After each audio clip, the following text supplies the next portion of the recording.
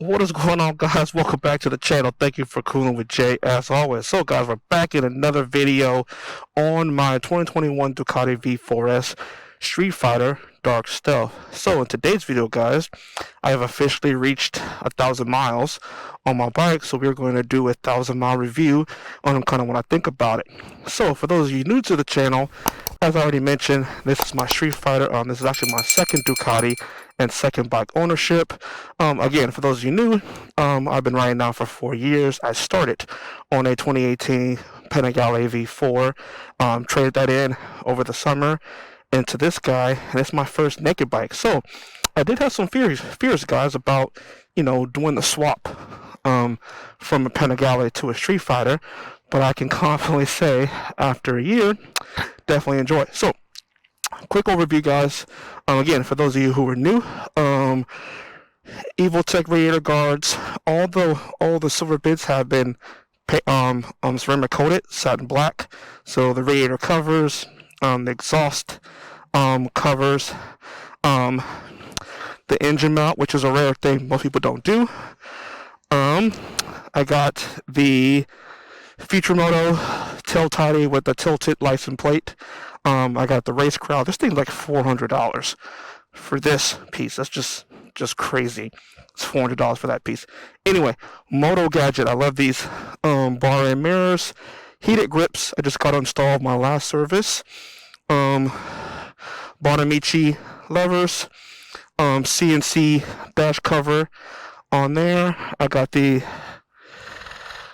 Luminoto custom seat cover, gel insert, and of course my name. So, of course, guys, please like, share, and comment, subscribe, as it will greatly help on my channel.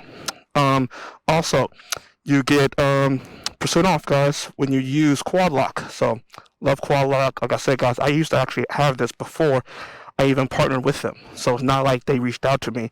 I actually used their stuff before. So anyway, use promo code Cooling with J to save at checkout. I also have the steering dampener. Wow. The shock absorber as well on this guy to stop the phone. I just got it for the iPhone 13, which I will be putting that on next. I just got it a few days ago. Anyway, that's a quick walk around of the bike. I also got 520 conversion kit. I went up to 43 teeth in the rear, so obviously I could get more acceleration. Again, that might be 1%, 5%. It's hard to tell without dynoing or doing a track day on it. But since it was the same price, all titanium bits as well. So only parts left basically is exhaust, rear sets, and clutch cover. And then that's the bulk of it. But of course, everybody wants to know what exhaust I'm getting. Don't worry. Hopefully, I'm going to get all this done before the end of the year. Anyway, enough of me blabbling. Let us get on the bike. But first, as you can tell, I'm at 1,338 miles. So clearly well over 1,000. So as you can tell, clearly over 1,000.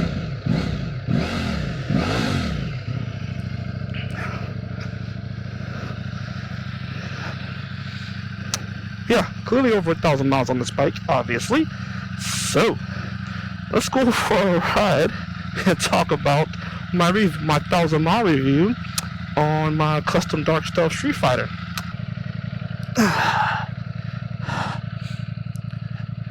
Alright. Let us go.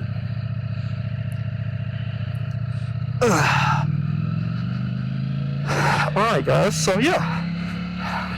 It has been an interesting year, to say the least, as far as ownership on the Streetfighter. One of which is because of obviously everything going on in the world. I got the bike actually in June. I think it was beginning of June. I officially put down my deposit and did the whole trade-in and all of that. I think it might have been May actually.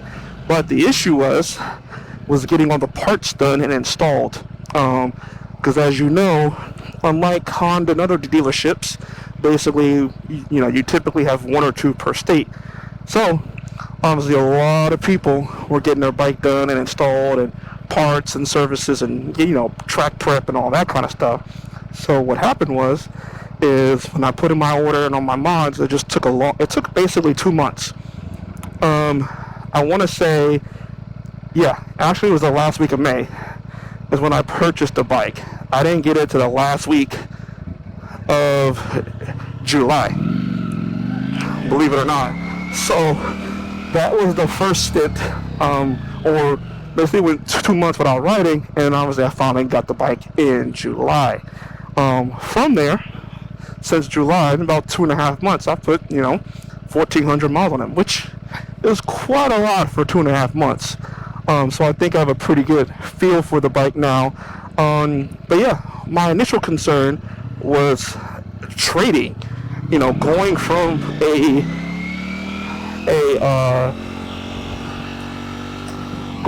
a full fairing bike to a upright naked bike basically was the first fear. Reason why is because I test drove the bike back in 2020, but obviously that was just one ride, and that demo bike wasn't even broken in yet. So the issue is I didn't get to fully basically ring the bike out to kind of see what it felt like and get up to speed fast hard enough to feel what the wind felt like. So guys, I was definitely nervous. I'd say out of 100%, on about 15% uncertainty about was I making the right decision without getting a full demo ride. Because what happened was they had so many people lined up to demo the bike that he only gave me like an hour. No, he gave me like 45 minutes actually to demo, which isn't a lot of time. So in 45 minutes, I had a good quick idea of it, but I couldn't really feel how the bike would react. So that was my biggest fear, guys, about owning this bike, or making the purchase, therefore, was how would that feel, about owning something like this, being in the wind and all the things you hear about on social media and YouTube videos and reviews. Because obviously, I read, so that was my concern. But I can say, after having it for 3 months now, 1,000 miles, it doesn't bother me. I do not regret my decision in the slightest, to be honest. I don't. I wouldn't go back now. I did in the beginning, but yeah, I definitely wouldn't go back now. And here's why. For stuff like this, for your commute, for your day-to-day riding, this is, hence the name Street Fighter. It was designed for this, and I do a lot of this personally. And again, I'm not saying at all, this is not me sales pitching you. I'm just my review of truthfully, my first experience on a naked bike, and that was interesting stuff. Looks like ooze from Ninja Turtles, what it looks like. Obviously, it's probably a radiator coolant, but that was my genuine fear, guys. Was how would this feel going from a full fairing bike? The wind, the position after riding. The biggest test for me when I knew I had made the right decision is when I went to BTO in Seattle. And basically, Seattle, for those you don't know, from Portland, is a 4-hour or 3.5-hour ride. Almost 4 hours, without obviously speeding. And I've made similar rides like this before.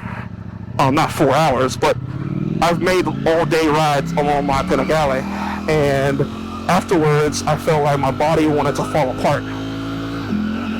So that was kind of my fear. Was, well, not fear, but that's when I knew, man, I made the right decision. Because I got back, I left here, my house, so y'all know, I left my house at 7 o'clock. I didn't get back till almost 8 o'clock. So literally almost 12 hours on a bike minus an hour or so to sit. That's a lot of bike time, or seat time, should I say. Look at Portland, looking good. I'm sad summer's coming to an end on a side note. But that's when I knew I made the right decision, because it didn't hurt. Like, I got home, sure, my butt hurt, obviously, because, no sport bike seat's going to feel good after 12 hours. Unless you're, got a lazy boy sofa type of seat. I mean, don't get me wrong, this seat feels amazing, but again, this 12-hour sitting is just still a motorcycle, you know. So next thing was I had the base model Panigale, but obviously I have the S model Streetfighter. So it's hard for me to compare the suspensions, and again, two different ergonomics of a bike, and honestly two different suspension setups. But yeah, I do definitely enjoy having the S suspension now on the Streetfighter, but at the same time, I don't regret going with the base model when I did. And the reason for that was simple, because I was looking at it from a financial standpoint, and at the time I couldn't really see the justification of the S model over the base at that point. I couldn't see it when I'm thinking about modifications I want to do for it.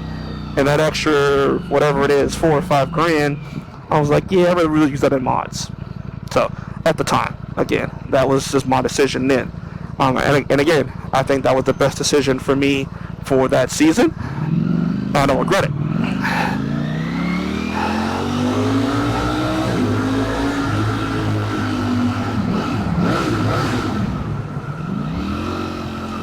Yeah, tunnel bomb. So this is the 5 o'clock traffic leaving downtown.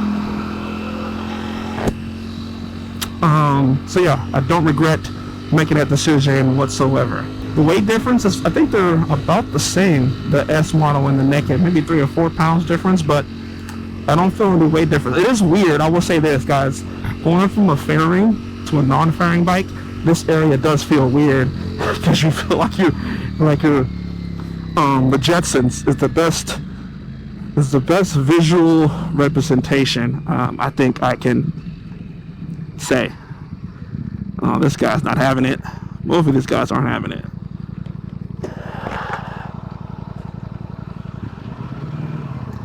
See, this is the kind of shit you don't want to get into with people. Nope, it's not worth it. I don't understand that right there. I really don't get it. No one wins there.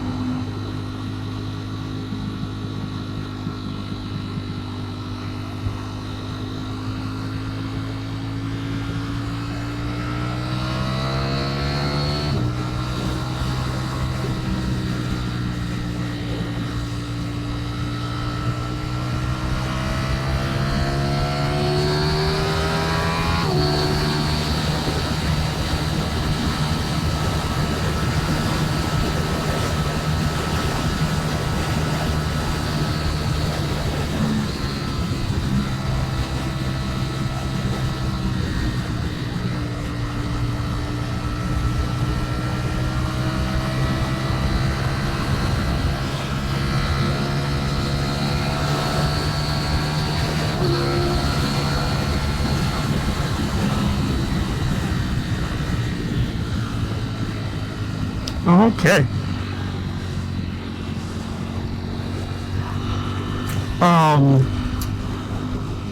But yeah, like I said, the Streetfighter can still do stuff like that, and like I said, you're not losing any thrill factor.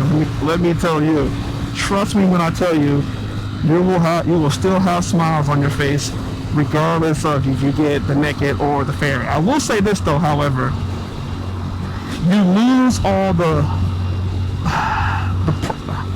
I don't know if propaganda is the word. You don't lose. I can tell you the honest thing I've noticed the biggest difference on in having this bike is how much people ooh and ah and gawk. That is, without doubt, probably the number one thing you lose when having a naked bike. Or this now, I do have the dark stealth, so there's an asterisk mark there. I'm not sure if it's the black. It might be the black. I don't think people understand what it is because it's not red. So that's my first assumption, is it might be the color that I have that mutes people's ooh and ahs of it. If it's not that, then it's having the Streetfighter, because I do not get crowds around my bike as I used to. Now again, like I said back there, people give you thumbs up and still think it's a cool bike, but you don't get the same flair, that's for sure. So I'd say that's probably the biggest piece I've lost that I can definitely say as being an owner of both, is I'm not getting a crowd of people like, oh my gosh, it's so pretty, it's so beautiful, because you don't look at this and scream beauty. You think beast more than beauty. So that's why I'd say that is one of the biggest things you definitely lose over both. But yeah, this definitely feels like being the Jetsons on some kind of hoverboard or something. That's kind of what it feels like. The wind, I'd say 115 or 120 is where you have to really feel like, okay, this is a little much. But again, I mean, how often are you doing that? Or how should you be doing that? It's the next question. So I mean, with this right here, I'm doing, let's see. So right now, I'm at 80 miles an hour. I feel a little bit on my shoulders and my biceps because my arms are sticking out like a little bit. So I feel it on like my tricep area, but it isn't, I don't feel it on my face. Again, I have a GoPro, guys. I have a massive GoPro, and that's without having the whole screen, not screen, the whole dash cover or the windscreen they make. I don't know about those. I might look into it just to see, but the pictures, I don't know. I don't really care for it, to be honest. But anyway, guys, enough of me yapping. Thank you for cooling with Jay, guys. Thank you for all the patience y'all had. And please like, share, and subscribe. Follow me on Instagram, man. I post a lot of cool, like, video content. So please follow me on Instagram. I post a lot of cool video content on there. Little bitty IG reels and cinematic walk-arounds. Again, I love doing that kind of stuff. Just, you know, YouTube is very particular about music. And for me, music is how I create video. It's through music. This is what I do. So, alright guys, well, that's it. Thank you for cooling with Jay, and I'll see you on the next video.